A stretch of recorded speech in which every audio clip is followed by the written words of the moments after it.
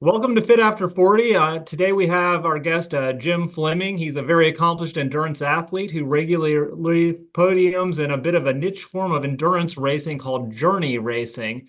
He's in his mid 40s. He has a family and still finds time to be a highly talented runner. Welcome to the podcast, Jim. It's good to have you on here, and I'm excited to talk to you a little bit about your experience as a far distance runner, further than I ever run for sure. Welcome, Um, welcome. Yeah, thanks for having me, guys. So why don't we get started? Just tell us a little bit about your story, kind of what brought you into running, and then what pushed you. I know you've done in the past races that were shorter distances, and then you worked up to 100 milers, I believe, and now you're kind of in this very extreme form of ultra running. So how did you get from, I guess, not running to there? Sure. Yeah. So, I probably similar to a lot of people, my running started early on, in high school with, training for sports and things like that.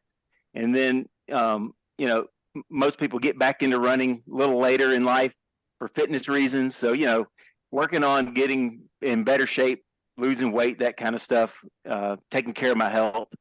And then, as I started doing some of these races, it just seemed like the next reasonable thing was just to see what I could do next. So started out doing a half marathon, and then the marathon was the next thing, and it's like, well, let's try out this 50K thing. And so then started doing some 50Ks, then first 100 miler, and then just seeing what was out there and what I could try to do next. And what kind of drives you to do that, I suppose, when you get into these longer races? And I guess that would lead kind of my next question. Exactly. Well, first, I guess maybe talk a little bit about what a journey race is by comparison to even an ultra, which most people are kind of familiar with it. At this point, most people are familiar with at least the 50K distance, and then people are familiar with the 100-mile distance. But when it comes to 300 miles, then it's in a world that most of us aren't too familiar with. So, kind of what brought you there, and tell us a little bit about what journey racing is. Yeah. So, journey racing is typically, it doesn't necessarily have to be, but in most cases, it's a race over 300 miles. And these in particular are usually across some geographic areas, could be mountainous parts of eastern Tennessee or across from west to East Tennessee. And it's basically just a sizable distance. And so where you're journeying, physically across an area. But then there's also that journey of the internal journey of what you're going through mentally and physically in the experiences that you have. And many say you can experience a lifetime over over that distance of that race, and there's a whole lot of truth in that. Yeah, I always, even with the 100-mile distance, which is as far as I've ever gone, that whole idea of life in a day, and we've talked about it on this podcast to some degree because you go through every possible emotion and feeling from ecstasy to the worst you've ever felt in your life over 24 to 30 hours. And when we talk about a journey racing, though, how long are you out there for by Well, comparison to that? yeah, so most of these races, the time limit you're provided, is about 10 days, 10 and a half days, depending on the race. So I guess those that spend more time, get more bang for their buck. But I've ranged anywhere between 5.5 days to 6.5 days over the course of the races that I've done in that 300 to 370 mile range. And so it's quite a bit of time to be out there, as they say, out there on the Yeah. course. And it's it's very, life becomes very simple when, it's not easy, but it's very simple. You put one foot in front of the other, eat and get some sleep every now and then. And that's something that I think uh, a lot of journey racers cherish, is that time that you're out there. Life's very simple, and there's no. You may have your phone, as your device for your course map, but you don't have. You're not using that phone to make phone calls. You're not watching TV. You're not. You don't have all the bells and alerts and all that kind of stuff bothering you. And so Mhm. it's also that disconnected time. And I don't know, I really enjoy that time being disconnected from all the electronics. And kind of going further into that, I mean, that's kind of it sounds like it's some of your why as to why you do this is because you get that disconnected time. Do you feel a significant, when you get back to the world after one of these, a significant mental uh, benefit from it, possibly? Just getting to disconnect like that for a period of time and not worry about the world and, like you said, simplify it. Yeah, I think there's a lot of benefits from that. Mentally, I'm more of an introvert, and I don't get energized from being around large crowds and groups and that kind of stuff. And I don't know, Tony, you probably realize that with your interactions with me and group runs and things like that. I'm not usually extremely talkative, but I do enjoy that time. I think it gives my mind a good reset, and um, and yeah, it just I enjoy it. I guess that's the best way to put it. But I'm sorry, I missed the rest of the question. I kind of No, I slipped my mean mind there. that's really it. I mean, I was just thinking, and I know you have kind of a larger family. You've got quite a few kids and stuff like that, and then you've got a demanding job. And this is fit after 40, so we're talking about people Yeah, kind of in middle life and their athletic pursuits and what those do for their mental health and their physical health. So I think you really kind of hit on it there, unless you have something you'd like to add to that.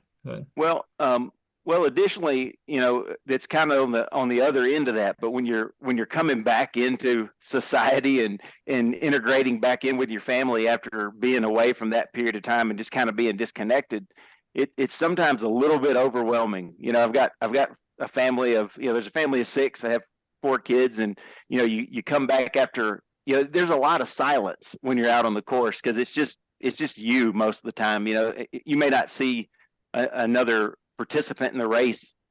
I mean, from the start, you may see, you see folks at the beginning, and then it kind of spreads out, and you may not see anyone the rest of the race. After 50 miles, you may not see anyone unless Mhm. unless you've kind of teamed up with Yeah. somebody and you're kind of running together. Sometimes all the noise of getting back into life can be a bit overwhelming. It's always interesting. So, I want to go back. You mentioned that, these are 10-day long events in some cases. And obviously, you're in some of the most beautiful parts of the country, I assume.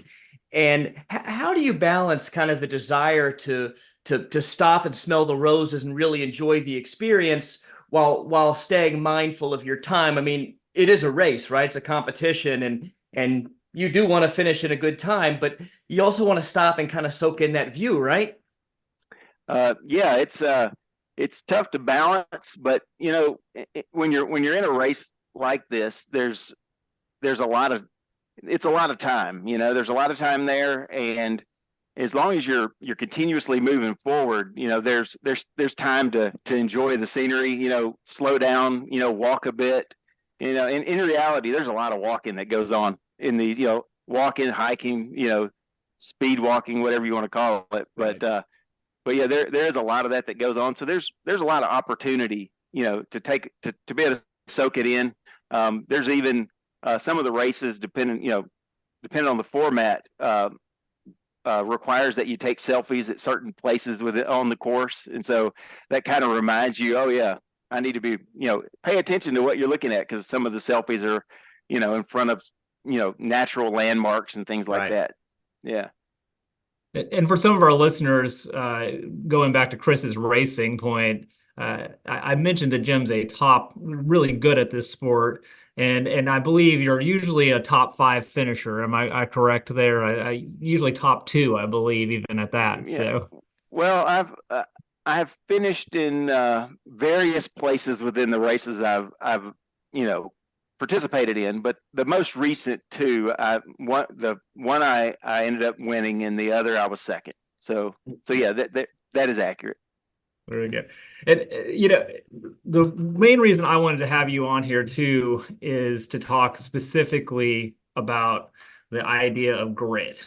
And determination, and going beyond what I would do as physically. I mean, I've talked to you on runs before and just thought to myself, I can't even imagine doing what you did. Some of the injuries you suffered through and your ability to compartmentalize that and keep going. So, talk a little bit about what keeps you going, how you have the grit to get through some of these injuries, and maybe a little bit about some of the injuries you've had, like the Achilles tear, and maybe some areas where you've maybe, we can get into the nitty gritty where you've been urinating blood and you kept going. So those sorts of things and how you push through those and calculate that. Regarding grit, I think I'm more on the side of like growth mindset when it comes to thinking about things. And I think grit, like anything else, is a trainable trait. And the way that you do that is just by, putting yourself in situations where you gotta, push through and persevere through obstacles, right? And so just like with with these journey races and training for them, I mean, it all starts, really in training, and it's the daily grind of putting in the miles. But fortunately, I enjoy running, and I enjoy running daily, and I get mental benefits from getting out for an hour or so every day, and getting a run in. It gives me that break. It re-energizes me. And so a lot of times I do those things in the middle of the day, because that breaks up my day, and gives me a chance to refuel my mind and take a break, and then get back to work. But so really that grit part starts with your daily getting up, getting the run in, and continuing to do that day after day when you're preparing for the race. And so those little wins daily, they start to add up. And sometimes those little wins are, man, I gotta get out here and run 3 times today to get my miles in. So I don't have time to run 3 hours in the morning before work. So it's like an hour in the morning, an hour at lunch, hour at the end of the day. And so all those little wins start to add up, and you're like, I know I can do this. It's just sometimes it may take, and you have to have your mindset that, you know that it's going to be tough, but you also know that through training, you've already shown yourself that you can do something hard, which is do the training every day, do the miles. And then as that confidence builds, you got all that in the bank, and you know that you have that ability to do it, and it helps you when you get into the race. But also when you're planning for races like this, there's the mental aspect of training is also considering all things that could potentially go wrong, and also mentally know that there's going to be pain during the race, and prepare yourself that you're going to have pain, and it's going to come, and just be ready to accept it when it comes, and know and you already know in your mind it's going to happen, so you're not surprised. It's not a surprise when it gets there. So let's get a little more in depth with that, and let's go back to HOTS, Heart of the South, when you, I believe, you came in first, so you won that race, correct? I did. That's correct. And I was, following along from the comfort of my desk or couch, and watching you go through that race. And I remember on the first day of that race, watching the updates on Facebook. I believe you got over 100 miles in that day, I believe. How many miles did you get that day? Yeah, I was at 105 miles on day one. So 105 miles first 24 hours of that race, and the race ended up being a distance of 341 miles. And just for a little bit of context, I guess, for everybody that's listening, the way this race happens is you go to Laz's house, essentially, right? Is it his house? Is it where he lives? No, we meet. It's called Castle Rock. It's in I guess it's in Alabama technically, but it's near South Pittsburgh area. Yeah, and so everyone meets basically at the finish line, and then for that particular race, it's the course changes every year, and the course is unknown until it's kind of revealed to you as you ride the bus to the start. And so that's kind of how you learn what the course is, and then you get the GPX file the night before the race, basically. So you have very little knowledge of the course and no knowledge of the course going into it Right. till you get there and you find out the night before, which, as Laz, of course, is the race director, and we'll talk about him a little more later. He's obviously quite famous for another race. And you made 105 miles on that first day, but what got me is when I found out afterwards, I believe you had a significant Achilles tear. And so talking about that grit, once you had that tear, I know you slowed down quite a bit after that point, but you kept on going. And what was that like? What was going through your mind when you were dealing with an injury of that significance? Well, to be fair, I did not know that I had an Achilles tear, but it was very painful. And my experience with previous races like this, there's always some sort of thing that happens. Whether it's tendonitis or some sort of pain. There's always some pain that seems fairly significant. So at the time, I wasn't really sure that it was an Achilles tear. It started out, it kind of felt like sandpaper in the back of my Achilles. And so I was kind of like, well, that started at like mile 30. And I was like, well, that's kind of weird. I was like, it doesn't really hurt, but it's just odd feeling.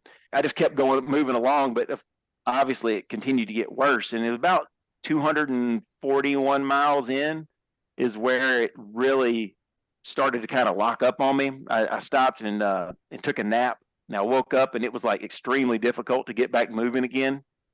And so at that point, when you have pain like that and you start to down, then you're in your mind, your expectations start to kind of slip away from you, right? At that point, I'm in the lead of the race, and I was like, man, I'm doing really well. All I got to do is just kind of hold on here, and then you have this big change physically that you have no control over, and so at that point, you have to. I think the first step is just to realize that you have to let go of your expectation. You have to have a change in your expectation and a change in how things were going. And so once you come to grips that, okay, this is happening, and so now I have to figure out what to do next. I think a lot of times people get caught up in the sudden, like, this has happened to me, and it's basically like you have a loss and you have to deal with that loss, and so I had to deal with the loss of my ability to move fast, and I was like,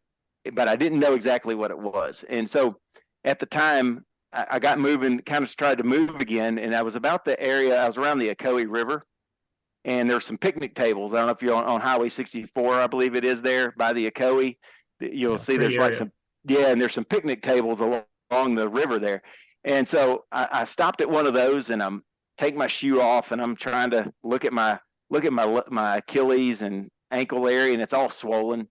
I think I'm gonna have to drop. And so I call my wife to tell her I'm gonna drop from the race, and she's kind of like, no, you're not. And I'm like, okay. And she was like, she makes this kind of comment like, what would David Goggins do? Because she knew I'd been listening to a lot of Goggins at the time, and I know he's kind of controversial in ultra running. If you're on social media, you'll see all the comments. But I think things that he says can be motivational depending on the situation, right?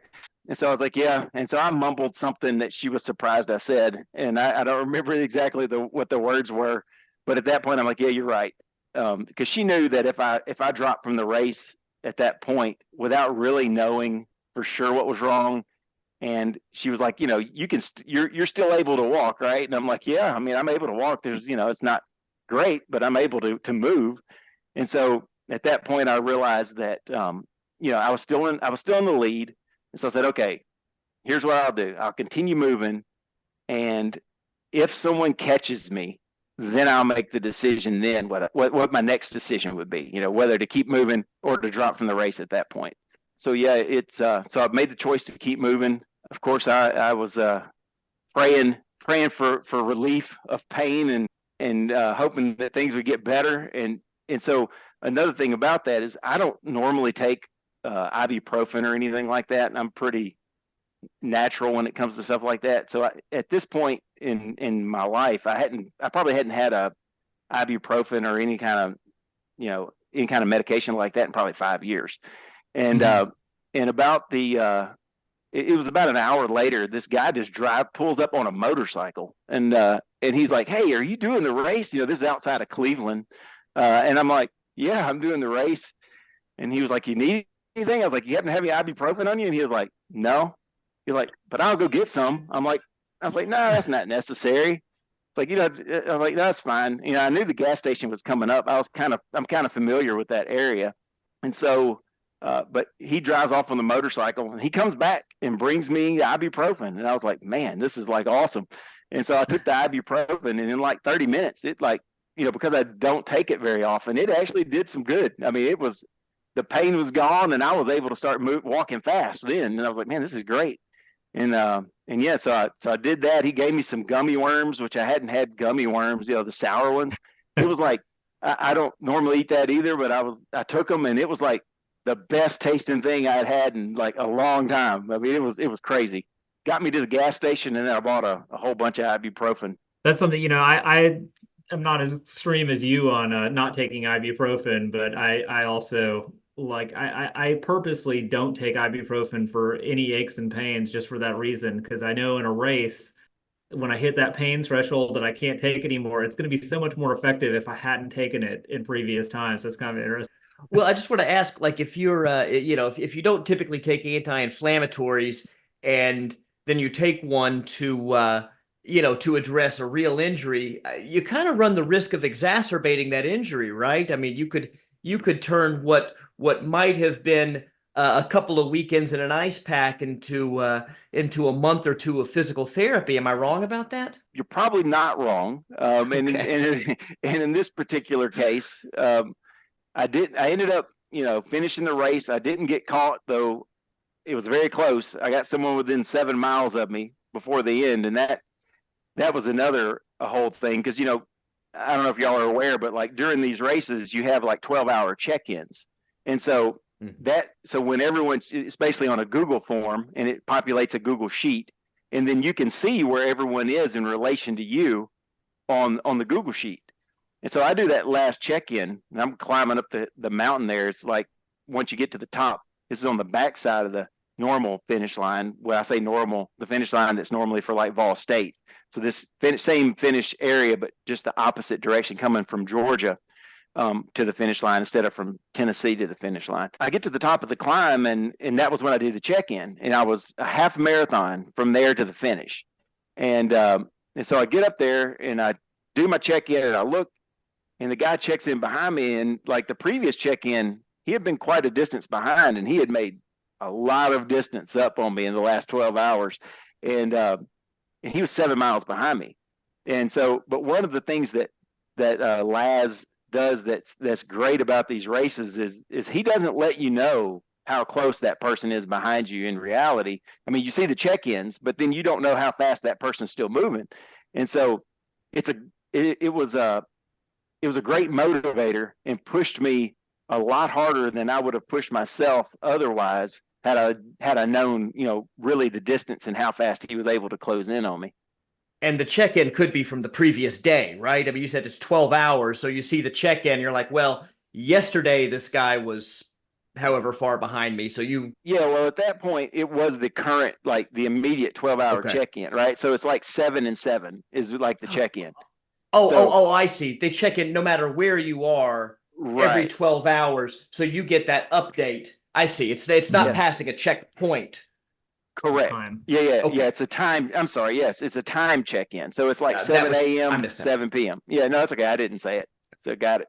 But yeah, so I knew where he was, but I didn't know if he was still closing on me or if he was moving slowly. Right. And so I got this 13 miles, and it was like the most stressful and excruciating 13 miles I've ever done in my life, and slow to mention. It like took me 3 hours, and I was doing this really awful looking like run hobble thing at that time.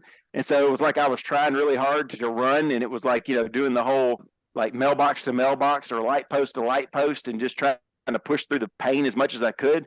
And I knew that at that point I was within 13 miles, and I didn't know exactly what was wrong with my Achilles, but I knew it was in a lot of pain, but at that point I was like, all bets are off. I kind of held back a little up until then because I didn't want to, if it was a tear, I didn't want it to completely rupture. Right. And so I was trying to kind of hold back.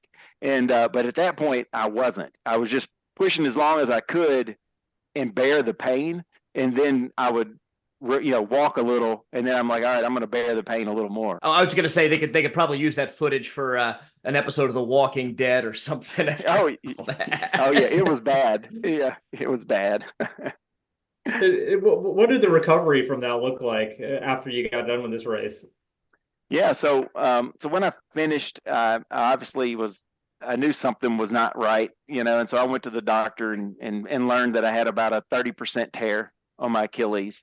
And I was like, well, that explains a lot.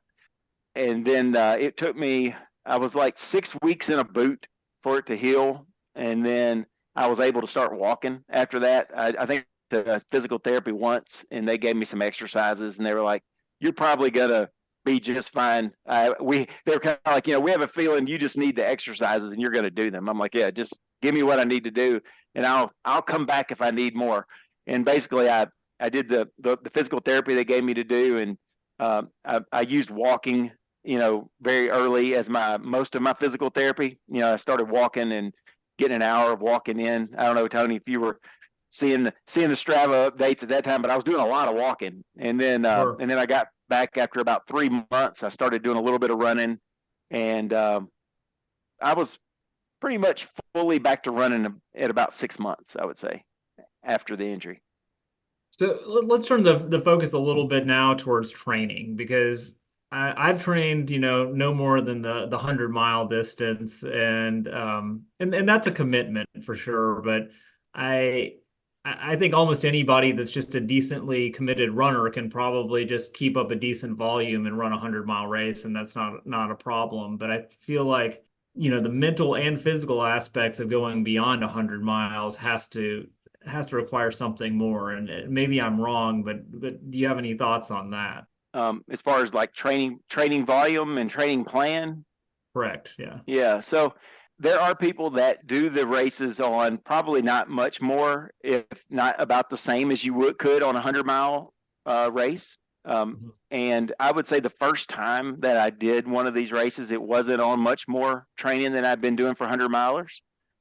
But with that being said, there's also the fact that there's going to be pain throughout the race, and in my mind, the more training that you can do, and the more volume, and the more reps you can get in before the race, the less pain you're going to be in.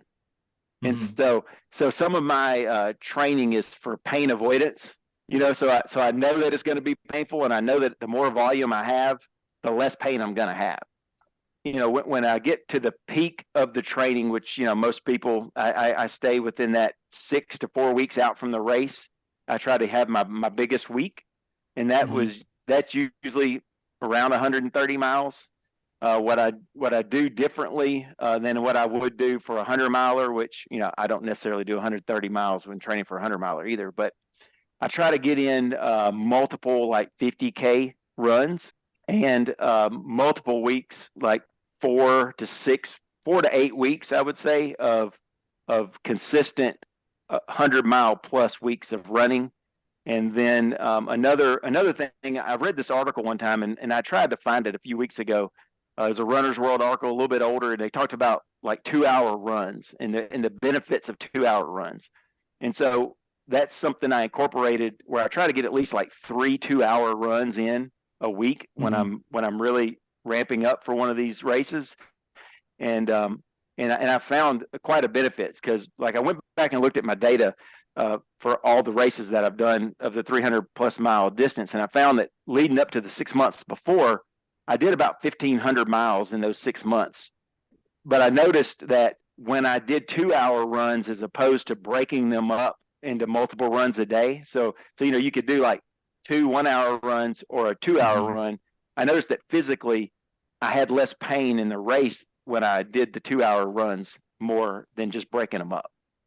So I tried, so in addition to the long run, I try to get at least 2 other days of 2-hour run. So we're really talking about kind of time on feet training versus distance training and the benefit to that. There's a lot more benefit probably just to the physical structure of your body improving and adapting to the rigors of a race if you spend the time on foot.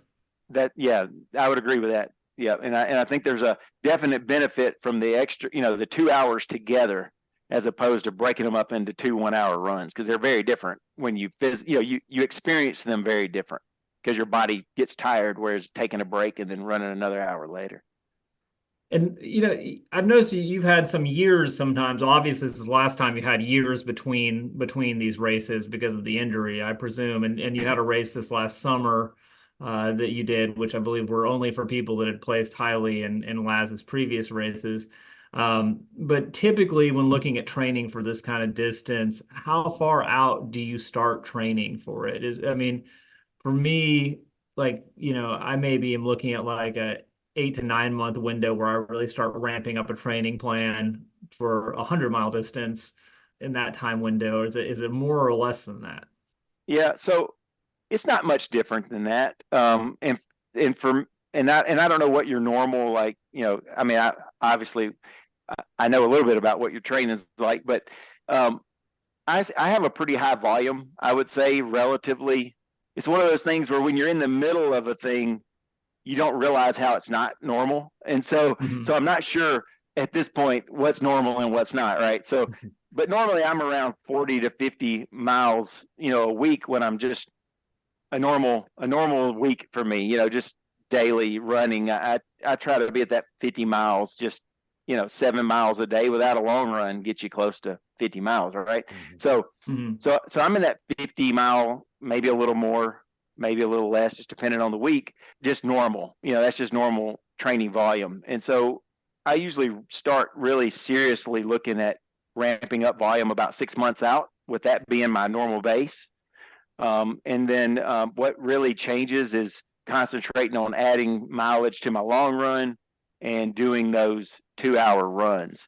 And then, and for me, it's the consistency and at zone two heart rate. So I think a lot of times people get where they run too fast, or they don't run fast enough, and they're not really training the right zone. And in reality, these races, you're never going to be out of zone two unless for some reason you've done something wrong.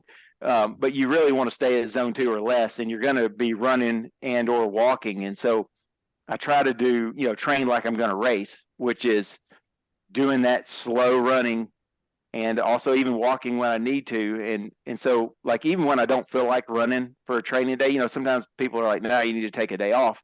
And basically what I just do is I just slow down. And so, if Hmm. it's a day that I don't feel like running, I'm like, I need to go out, put the time on the feet, need to put the miles in. I may, instead of running, 8.5, 9 minute miles, I may be doing 10 to 11 minute miles that day. Just and you get through the event. That also builds what we're talking about, building that grit and knowing that you're able to do the hard thing and get through it. And then also you're continuing to build that volume on your feet and the training. It's good. Yeah, and I watch, and I've been on runs with Jim where he's watching that heart rate, and he's like, "Oh, I just got over 140. We got to slow down a little bit." And he's very, very meticulous about making sure he's keeping his heart rate in check. Discipline I admire a lot, Yeah, actually. I'm not afraid to walk up a hill. And when you're trying to train a specific, I mean, your metabolism changes. What your body is using to produce the energy changes according to your heart rate. So if you're Yep. targeting a specific type of endurance, I mean, that seems like a sensible approach. Yep, I agree. Turning next to the next topic would be nutrition and looking at we've had kind of a interesting running, not intentional running theme of vegans on Fit After 40. It seems like we've had a vegan chef, and then we had a vegan trainer last episode, and Jim also happens to follow a vegan diet, as do I. But nutrition, of course, is critical to endurance sports, and kind of going through the same things as training, looking at nutrition through, first off, what you're eating going through your training, and then maybe after that, what we're looking at eating during these races sounds like gummy worms, which, so. Yeah. Well, so I haven't always been vegan, and I've done these races and with several different, with at least two different types of diets, right? And so, in fact, Heart of the South, I wasn't vegan at that time, and I did that race. I was training on a low carb diet, and I followed the train low, race high kind of mentality on that.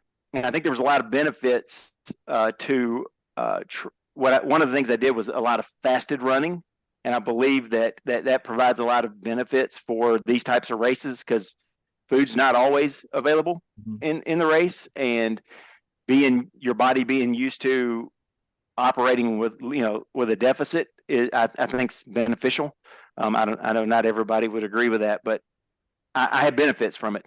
Now I did in 2002 change over to a vegan diet, and so I raced the Third Circle of Hell as a vegan, and I still did the fasted training, and so I know I'm kind of not answering the question yet, but I did the fasted training as well as a vegan. So so I still believe fasted and training is a good thing for preparing for races where you're going to be having to operate as a deficit. Basically, train like you're going to have to race. With that being said, with the most recent my diet, I would say it's just I try to not make anything very special. I guess when I I try to keep things simple, basically. So I'm like standard probably most vegan diets. Just sticking to the rice and beans and tofu and vegetables and all those things. But I'm also a huge fan of peanut butter, so I probably eat more of that than I should. I was a fan of that before I was vegan, so that was nothing new for me. I don't think there's really anything special that I do. And then as far as and sometimes I'll use like the snacks that I'll be able to find during a race. That's what I try to get used to using. But I also try to buy whole foods when you can when you're in these races. But a lot of times you're going through these small towns and stuff, and it's really hard to find those kinds of things. And so luckily though, like the Lenny and Larry's cookies and stuff like that, those are vegan, and they're almost like in every gas station now. So though it's not the most healthy option and not the most whole food option, you can find it. And so that was good. That was the thing that I did. And I know there's Taco Bell happens to be a pretty good place that has vegan options. And every now and then you can get a Burger King with a Impossible Burger or something like that. It's not perfect, but it works. And that's an interesting aspect. So I guess we should go back on these types of races, in most of your 100-mile and 50-mile and 50K races, you get treated like a little princess, and you have aid stations along the way and stuff like that. But Laz doesn't really believe in aid stations, I don't think, other than maybe duct tape, water, and Vaseline. So he kind of leaves you out on your own. And I remember following not you so much, but some other runners. You see him like dumpster diving even for food. Like, oh, look what I found in the post office, garbage can. Things like that. So talk a little bit about what that's like. Nutrition is not, you can't really plan your nutrition so much on these races, can you? No, you can't. And the best, you can't. And fortunately, I haven't been that desperate where I was dumpster diving or anything, but I know folks that have, and I don't fault them for it at all. So, but I've just been fortunate enough to not be in that situation. But I have been, in situations where I've been really hungry. But when you get to a place, where you do have food, you know that you need to stock up and get some extra, make sure you have extra calories in your pack so that you have them with you. I'm able, and this is just something, and I don't know, nothing scientific about this, but I've always been able to eat a lot, and I've always been able to eat a lot, at one time, and so that benefits me in these races because I can eat a ton and then just start running again and not have an issue with it, and so I don't really train that because, like I said, I do a lot of fasted training, but I've also eaten dinner and run out the door too, but but it's not something I focus on training. But I've been fortunate that I'm able to do that and not have any GI issues or anything like that. So that's kind of helped me. But also, grabbing a tube of, like, and I didn't realize this till recently, you can buy peanut butter in a tube, which is crazy. It fits in your pack just perfectly. And so, you can get like 16 servings of peanut butter in a squeeze tube. And so, yeah, just Right in the yeah, mouth. well, yeah, it works. It's a lot of calories in a densely packed package. Yeah, that's So I great. had that with me as an emergency source of calories during the race. That's good. Yeah. This has been great. The only last thing I guess I would really talk about is a little bit about these races, and the race director for most all of the races I believe that you've run as journey races is of course his website is Vacation Without a Car, and he has gained a lot of fame in the ultra running world because of the Barkley Marathons, and of course recently we had the first female finish the Barkley Marathons, which was amazing, and we kind of seen more people finish that race, and I have some thoughts on why more people finished this year. I think it's just it was nice weather, uh, Helps. but that all Yep. said, what we might call a wee bit eccentric, or maybe a whole lot eccentric. And I've never actually met him, but I know you spent quite a bit of time with him at finish lines and so on. So tell us a little bit about Laz and his race philosophy and all those kinds of things. I guess most of my opinion is just, about this is from things he's written and my experiences with him at finish lines, like you said. And it seems that he, some people, I think, on the outside looking in, think that he's like this sadist or something, right? And just wanted to inflict pain on everybody. But it's really not that. I think he was an ultra runner himself. He's doing a transcon, his second one again this summer he has planned. And so I think what he wants to provide a place for us to try ourselves on a course that's challenging, and maybe even have the opportunity to not be able to finish. Yeah. It's one thing to, any of us, I say any of us, at least us three here, you're going to go out and do a 5K, you're going to finish a 5K. More than likely there's not, barring any crazy thing happening, there's not a chance you're not going to just finish the 5K. But when you start getting up to like 300 plus miles, there's a lot that can go wrong in that amount of time. All kinds of things could go wrong. I think what because he's trying to give us those opportunities to really, test ourselves and see what we can do. And at the finish line, when he's, asking you how you like, because he wants to know how you like the course, and, what were the hard parts, what were what was surprising, those are kind of the questions he asked. I think he just, he likes to see how his creation, what we thought of it, and he really likes to see, how the course was, and also just how we did. I guess eccentric is probably right, and he also seems to be, a little bit of an introvert, which I can relate to, and so I think he enjoys the sport, likes creating these courses, and I mean you can see it if I don't know if you guys follow him on Facebook on any of the race, Third Pages. Circle of Hell or HOTS or Vol State, but there's a lot of talk about the course that he's creating and how we're going to like it, and he gets really excited about it, and it shows that he takes pride in creating these courses, and it shows when you're running it as well. Makes it for an enjoyable experience. I think that's great too. And I've heard people say, especially after these last couple of Barclays, where we've had quite a few finishers after such a drought, they're like, "Oh, Blas must hate that. He wants to make it. He'll want to make it harder and stuff like that." But then I've also heard that's like, no, he was actually quite excited that people were finishing his races. That people were finally meeting those challenges. And that's what I mean. If you're getting into ultra racing, even if it's a 50K or something like you said, you want to put yourself in that position where you're going to try something where you can fail versus something where you're almost guaranteed success. Like you said, anyone can probably if they're walking and then they can walk in a 5K, and Sure. that's, that might, and that's an acceptable challenge for people. And I encourage people to do those things, but some of us want to just see just how far we can push that edge. And if you fail, that's fine. But you wanted to, you want the opportunities to get that chance to do that kind of thing, I think. So.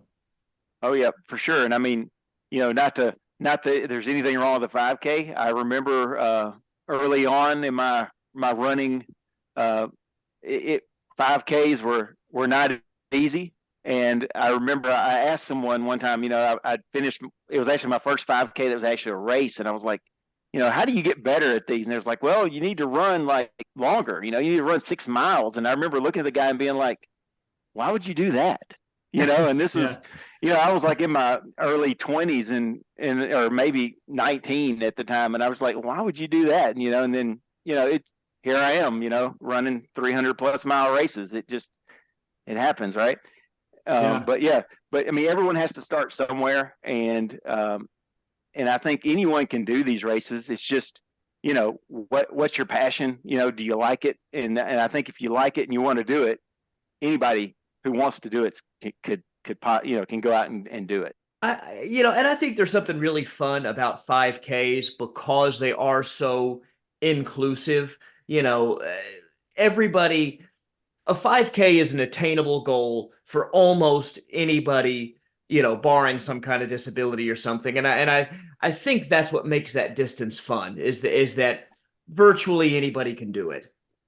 And virtually Yeah. everybody does it. You go to your neighborhood 5K, there's a huge group, you're running with 8-year-old kids all the way up to, people in their 70s or even 80s. And you're never going to see a group that large and that diverse on your ultras.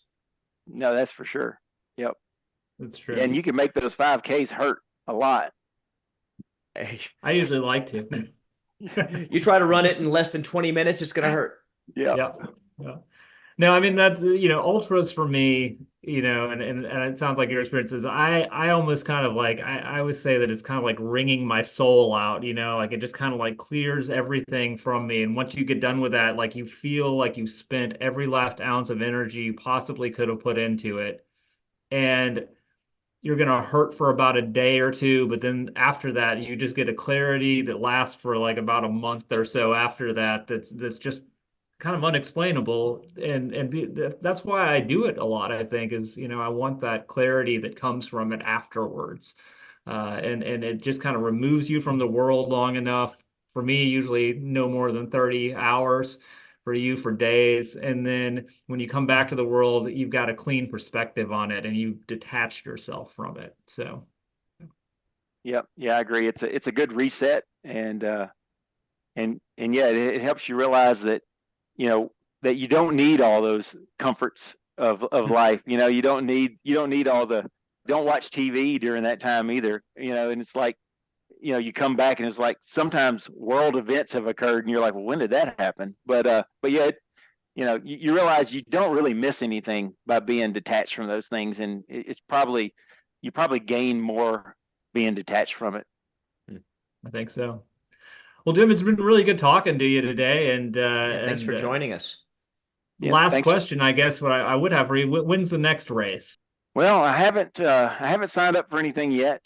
I've been on a cycle of about every 2 years doing one of these journey races, and a lot of that's because of family commitments and things like that. It's a lot on everybody when I'm away for that amount of time and training for those races, especially leading up to the final months. So I haven't signed up for any journey races, though I would love to be able to do one, every year, but or even multiple in a year. But I just haven't been able to swing that yet. But I haven't really signed up for anything right now. All the races I was looking at were falling on days that didn't line up with the rest of the family schedule. So I'm still trying to decide. Gotcha. Depending on how I may do Stroll and Jim again if that date works out. That's the day before my birthday, so it's always kind of fun to do as a birthday race. And then maybe I'll do Penn Hody again this fall, but I haven't really committed to anything yet. Well, keep me up on your races, and let's grab a run sometime in the future here soon. And but once again, thanks for being on the podcast, and look forward to running with you in the future. Yeah, yeah, for sure. Thanks for having Thank me. you.